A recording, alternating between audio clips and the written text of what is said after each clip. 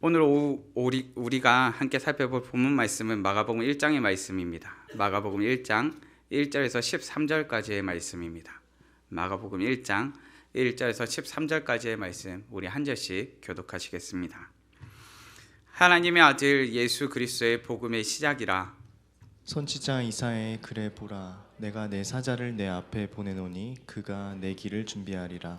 광야에 외치는 자의 소리가 있어 이르되 너희는 주의 길을 준비하라, 그의 오실 길을 곧게 하라. 기록된 것과 같이 세례 요한이 광야에 이르러 죄 사함을 받게 하는 회개의 세례를 전파하니 온 유대 지방과 예루살렘 사람이 다 나아가 자기 죄를 자복하고 요단강에서 그에게 세례를 받더라.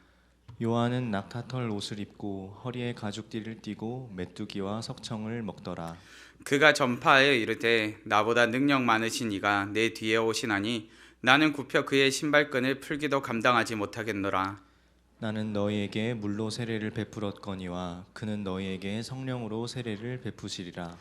그때 예수께서 갈릴리 나사렛으로부터 와서 요단강에서 요한에게 세례를 받으시고 곧 물에서 올라오실새 하늘이 갈라짐과 성령이 비둘기같이 자기에게 내려오심을 보시더니 하늘로부터 소리가 나기를 너는 내 사랑하는 아들이라 내가 너를 기뻐하노라 하시니라.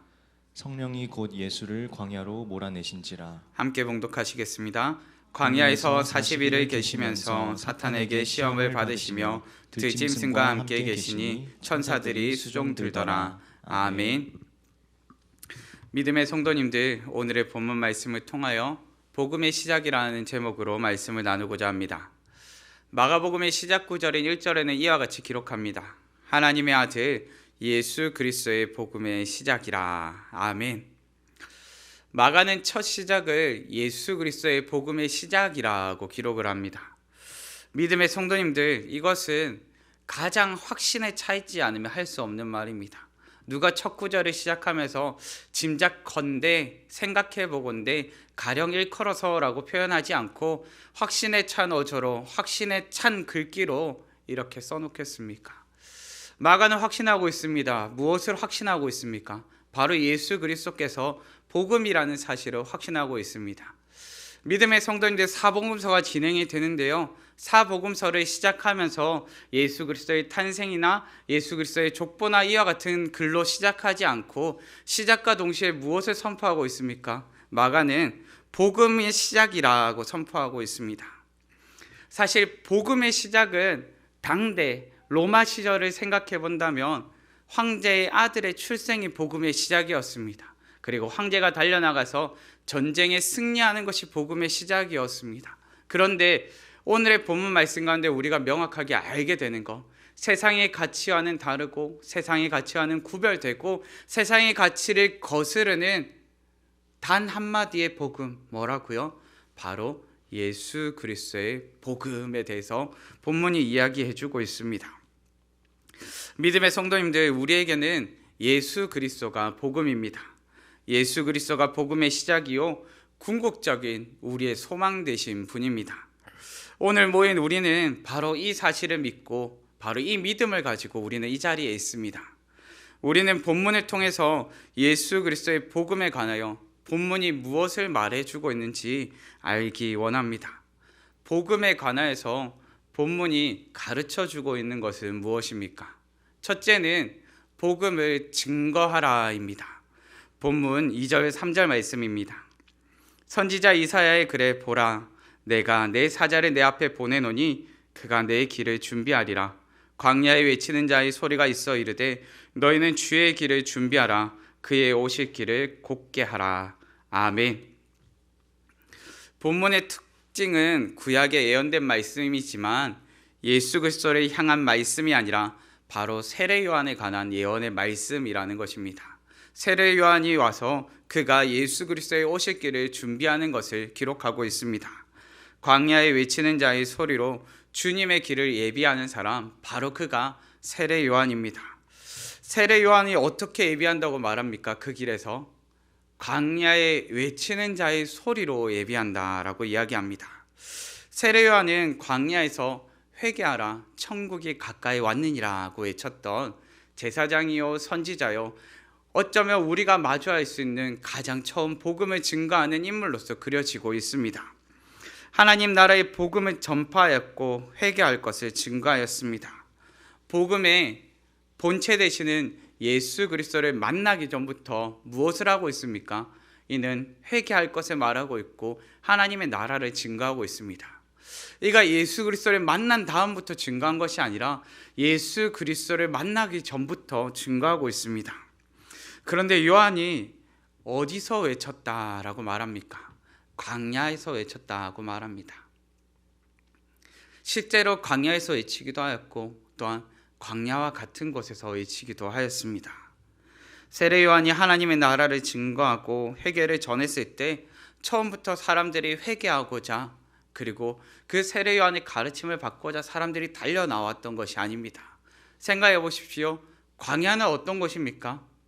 사실 광야는요, 들어줄 사람이 없는 곳이 바로 광야입니다. 듣기를 원하는 것이 아니라요, 듣기 위해서 준비된 사람들이 모인 것이 아니라 들을 사람이 없는 것이 광야입니다. 우리가 복음을 들고 나갈 때 우리가 마주하는 것이 바로 광야입니다. 사람들이요, 복음을 듣기 위해서 준비되어 있지 않습니다. 준비된 채 내가 입술을 열기만 하면 사람들이 모두 몰려와서 듣고자 해서 사모하는 마음으로 달려나와 있지 않습니다. 그런데 그것 가운데 무엇이 되었다 말합니까? 광야에서 외치는 자의 소리가 되었다 말합니다. 이 말이 무슨 말입니까? 듣든지 듣지 않던지 사람들 가운데 그들 가운데 그들이 준비되었던지 준비되어 있지 않던지 상관없이 이는 선포하고 증거하고 외쳤다는 것입니다. 그런데 이가 광야와 같이 그곳에서 외치는 자의 소리가 되었을 때 사람들이 어떻게 달려나옵니까? 회개하는 자가 되어 달려나와서 회개의 세례를 받고 있는 모습을 우리는 보게 됩니다. 많은 사람들의 입에 오르내리게 되고 점차 사람들로부터 수많은 사람들에게 영향을 끼치는 자가 되어 있음을 우리는 목격하게 됩니다. 세례 요한은 때를 얻든지 못 얻든지 하나님 나라 복음을 증거하였습니다. 광야에 외치는 자의 소리요, 낙타털옷을 입고 허리에 가죽띠를 띠고 메뚜기와 석청을 먹으며 증거하였습니다. 저에게는 자녀가 있습니다. 그런데 자녀가 있는데 만약에 저희 둘째 되는 유영이가 갑자기 와서 아빠, 저는 이제 광야에 가서 외치는 자의 소리가 되어야 하기 때문에요, 낙타털옷을 입고 메뚜기와 석청을 먹으면서 가죽 허리띠를 메고 저는 이제 복음을 증거하러 달려가야 돼요 라고 말한다면 제가 어떻게 할까요? 저는 가서 아마 뜯어 말리지 않을까 생각해 봅니다. 정신 차려. 그런데 친구들 생각해 봅시다. 믿음의 성도님들 한번 생각해 봅시다. 지금 세례 요한의 모습은요, 사실 부모님이 꿈꾸는 모습이 아니었을 것입니다. 누가 낙타털옷을 입고 메뚜기와 석청을 먹으면서 광야에 외치는 자의 소리로서 달려나간 것을 원하겠습니까? 어쩌면 기쁘게 축하해 주기는 참 어려운 모습일 것입니다. 그런데 세례 요한은 이것 가운데서 무엇을 합니까? 달려나가 있습니다. 메시아의 오실 길을 준비해야 되기 때문에 그는 광야에 외치는 자의 소리로서 달려나가 있습니다. 세례 요한의 모습은 메시아의 오실 길을 예비하는 마치 구약의 선지자 엘리야의 모습과 같이 그러한 모습이 비춰지는 볼품없는 모습으로서 복음을 증거하고 있습니다. 그의 볼품없는 모습에도 불구하고 그의 입술을 통하여 무엇이 증거됩니까? 바로 복음이 증거되고 있습니다. 믿음의 성도님들, 복음을 증거한 자의 모습이 볼품없을 수도 있습니다. 그런데 그의 입술 가운데 무엇이 담겨 있습니까? 복음이 담겨 있습니다. 우리 믿음의 성도님들은 어디에서 살아가십니까? 저는 우리가 살아가는 장소를 한 단어로 표현해 본다면 본문에 표현된 광야라고 생각이 됩니다. 광야란 어떤 곳입니까? 우리가 찬양을 하면서 고백을 하죠. 주님 없이는 단 하루도 살 수 없는 곳이라 찬양하면서 고백합니다. 제가 좋아하는 찬양 중에 광야를 지나며 라는 찬양이 있습니다. 혹시 좋아하십니까? 네, 감사합니다. 그 찬양의 가사에 보면 이렇게 고백하죠. 주님만 내 도움이 되시고 주님만 내 빛이 되시는, 주님만 내 친구 되시는 광야. 주님 손 놓고는 단 하루도 살 수 없는 곳 광야에 서 있네. 저는 이 찬양의 가사가 광야와 같은 인생길을 걸어봤기 때문에 고백할 수 있는 가사라고 생각을 하고요. 그리고 광야와 같은 인생길을 경험하고 있다면 이 가사가 우리의 솔직한 고백이 되지 않을까라고 생각해 봅니다. 우리 성도님들께서는 어떠십니까? 주님 손 놓고도 저는 잘 먹고 잘 살 수 있어요 하면서 이 땅을 사십니까? 아니면 자신만만하게 주님 손 없어도 그냥 나는 내 손 붙잡고도 살 수 있어요 라고 혹시 자신만만하게 생각하십니까? 죄송하지만 저는 자신이 없습니다. 주님 손 놓고 차마 잘 살 자신이 없고요.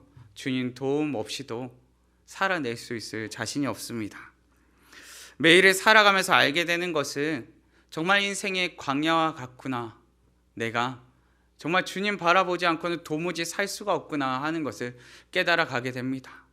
때로는 수많은 사람들이 틈바구니 가운데서 광야를 경험할 때도 있고 때로는 세상을 살아가고 인생을 살아가는 가운데서도 광야를 경험할 때가 있습니다. 믿음의 성도님들께서 살아가는 가운데 그 인생길 가운데 내가 속한 광야길을 깨닫는다면 그 가운데서 주님 손을 꼭 붙잡으시기를 간절히 바라봅니다. 믿음의 성도님들에게 그 광야와 같은 인생길 가운데 오직 입술 가운데 복음이 담기기를 바라봅니다. 그리고 주님 다시 오실 길을 예비하는 자녀로 오늘 사는 가운데 복음을 증거하는 자로 사시기를 간절히 바라봅니다.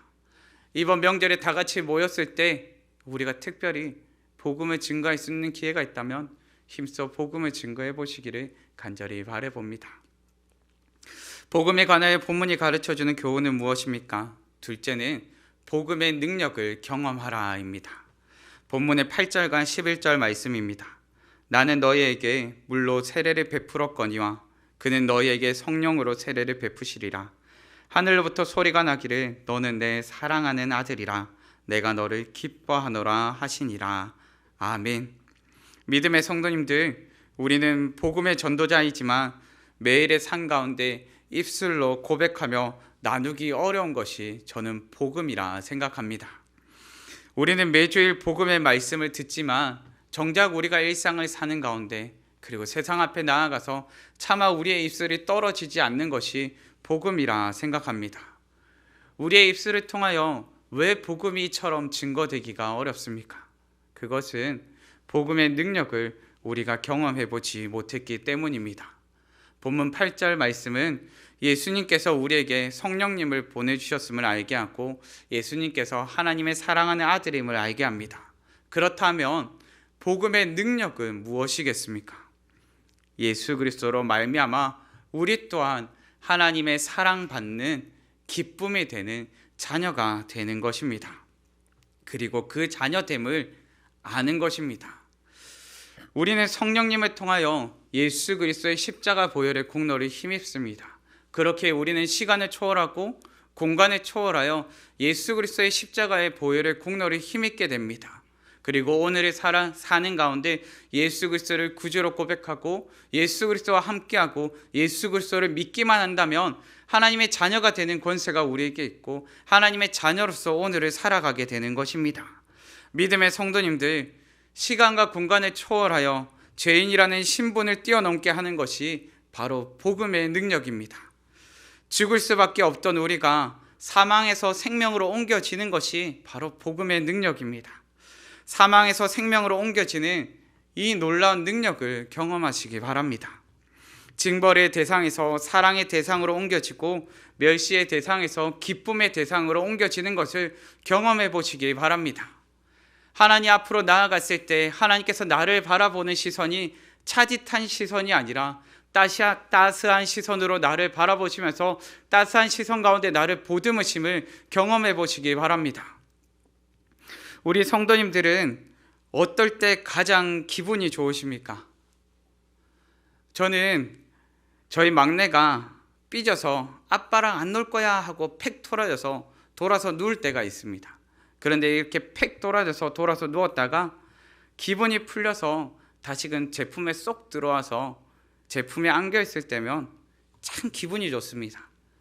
방금 전까지는 미움의 대상이었는데 조금 지나서 어떻게 됐습니까? 사랑의 대상이 되었습니다. 그런데 그 순간에 감동이 있습니다. 어린 자녀가 완전한 신뢰를 가지고 아빠의 품 안에 폭 안겨 있는 그 따스함이 있습니다. 혹시 우리 성도님들께서는 그런 사랑의 포근함을 경험해 보십니까? 때로는 내가 잘못하여서 혼날 때도 있겠지만 또 그런 나의 혼냄에도 불구하고 나의 잘못에도 불구하고 따뜻하게 안아주시는 아버지의 품 안, 부모님의 품 안을 경험하실 때가 있으십니까? 나는 분명 미움의 대상이었는데 어느샌가 그 미움의 대상에서 벗어나서 사랑의 대상으로서 사랑의 따스함을 경험하실 때가 있으십니까? 그 순간 우리는 세상을 다 가진 것 같은 행복을 경험할 것입니다. 하물며 우리는 하나님 보시기에 죄로 가득한 멸시의 대상이었습니다. 그런데 그 멸시의 시선이 거두어지고 사랑의 시선이 우리 가운데 머물게 됩니다. 따스한 손길이 우리를 어루만지고 은혜와 긍휼을 힘있게 되었습니다. 그리고 힘들 때면, 그리고 기쁠 때면 언제든지 하나님을 부르고 하나님과 함께 기뻐하고 때로는 하나님의 위로하심을 경험하게 되었습니다. 복음의 능력은 우리로 하나님의 자녀가 되어 새로운 인생을 살게 합니다. 이전에 몰랐던 하나님의 사랑도 알게 하고 이전에 몰랐던 하나님의 위로하심도 알게 합니다. 믿음의 성도님들, 복음의 능력을 경험한 사람과 경험하지 못한 사람의 가장 큰 차이가 무엇인지 아십니까? 바로 담대함입니다. 저는 마가복음의 첫 장면만큼 누가복음의 마지막 장면을 좋아합니다. 누가복음의 마지막 장면에서 예수님께서는 승천하십니다. 그런데 승천하시면서 그냥 올라가신 것이 아니라 축복하시면서 올라가십니다. 그런데 예수님께서 축복하시면서 그리고 예수님의 부활을 목격하면서 그들이 그 자리에 있었는데요. 수많은 사람들이 그 자리에 있었는데요. 이를 목격하고 이를 경험한 자녀들, 복음의 능력을 경험한 자녀들이 그 이후에 행동으로 옮기는 것이 있습니다. 그것이 무엇인지 아십니까? 바로 예루살렘 성으로 들어가 하나님을 찬양하고 경배하며 복음을 증거하는 것이었습니다. 큰 기쁨으로 돌아갔습니다.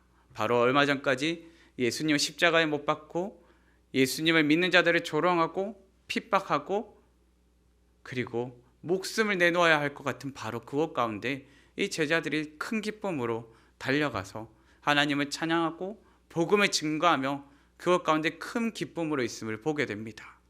왜 그렇습니까? 이들은 복음의 능력을 경험하였기 때문에 주저함이 없었고 무서움이 없었고 두려움이 없었습니다. 그저 담대함만이 그들 가운데 있음을 보게 됩니다. 따사로운 햇살 가운데서 거칠 것 없이 자라는 초목과 같이 우리 믿음의 성도님들께서 복음의 능력을 힘입어 우리를 사랑의 시선으로 바라보시는 주님의 시선을 깨달을 때 거칠 것 없는 복음의 전도자로서 자라게 되리라 저는 믿습니다. 이 땅을 사는 가운데 복음의 능력을 경험하시는 우리 성도님들 되시기를 간절히 바랍니다. 복음에 관하여 본문이 가르쳐주는 마지막 교훈은 무엇입니까? 마지막 셋째는 두려워하지 말라 너희는 존귀하다입니다. 본문 12절과 13절 말씀입니다. 성령이 곧 예수를 광야로 몰아내신지라 광야에서 40일을 계시면서 사탄에게 시험을 받으시며 들짐승과 함께 계시니 천사들이 수종 들더라. 아멘. 본문은 복음의 시작이라 말씀하면서 시작을 하였는데요. 예수님의 시험 당하시는 장면으로 본문이 마무리되고 있음을 살펴보게 됩니다. 기쁜 소식의 시작이었고 구원 역사의 시작이었는데 무언가 웅장하고 화려하고 우리가 보기에도 유아하고 놀라운 감탄사가 나올 만한 그런 마무리가 아니라요. 어떻게 마무리가 되고 있습니까? 시험 당하시는 장면으로 마무리가 되고 있습니다. 예수님께서는 말씀하시죠. 인자가 온 것은 무엇이라 말합니까? 섬김을 받으러 왔다 말씀하지 않으십니다. 오히려 섬기러 왔다 말씀해 주십니다. 예수님께서는요, 이 땅의 자리 가운데서 바로 시험 당하시는 장면을 통해서 내가 섬기러 온 자임을 가장 잘 드러내 보여주십니다. 믿음의 성도님들, 우리를 구원하신 메시아 예수 그리스도는요, 우리와 동떨어져 계신 분이 아니라요, 우리와 같이 시험도 받으시고 연약함도 경험하시고 인생의 아픔도 경험하신 분이십니다. 그 섬김의 자리가 바로 시험 당하시는 장면을 통하여서 여실히 드러나는 것입니다. 우리와 같은 시험과 고난을 당하신 분, 그렇게 우리를 공감하시며 위로하시고 공감하시며 함께하시며 공감하시며 우리의 연약한 가운데 동정하시는 분이십니다. 제가 이전에 한 목사님의 이야기를 잠시 드렸던 적이 있습니다. 제가 전도사 시절에 알고 지냈고 그리고 때로는 연락을 했던 한 목사님이 계십니다. 이 목사님은 사실 암투병으로 인해서 참 힘든 과정을 경험하셨습니다. 뼈에 생기는 암으로 인해서 이분은 사실 올바로 걸어 다닐 수가 없는 상황 가운데서 사역을 하셨습니다. 그런데 이분이 처음에 암 때문에 참 절망 가운데 많이 빠지셨었는데요, 이분이 암투병을 마치고 교회로 돌아왔을 때 참 신기한 일이 생기기 시작합니다. 무슨 일이 생기는 거 아니까 이분이 병원에 신방을 가기만 하면, 암 환우분들에게 신방을 가기만 하면 이분이 아무 말 안 하고 가서 손만 잡고 있어도 암 환우분들이 이분의 손을 붙잡고 울기 시작하는 겁니다.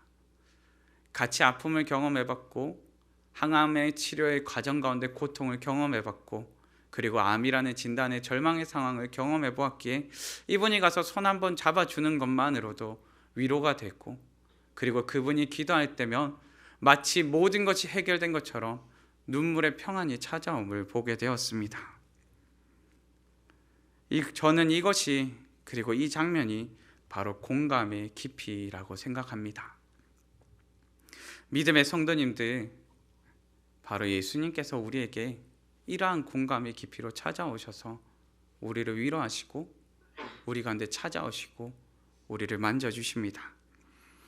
시험 당하는 이유, 인생의 연약한 가운데 날마다 무너지는 우리를 잘 아시고요, 우리를 동정해 주시고요, 우리를 공감해 주십니다.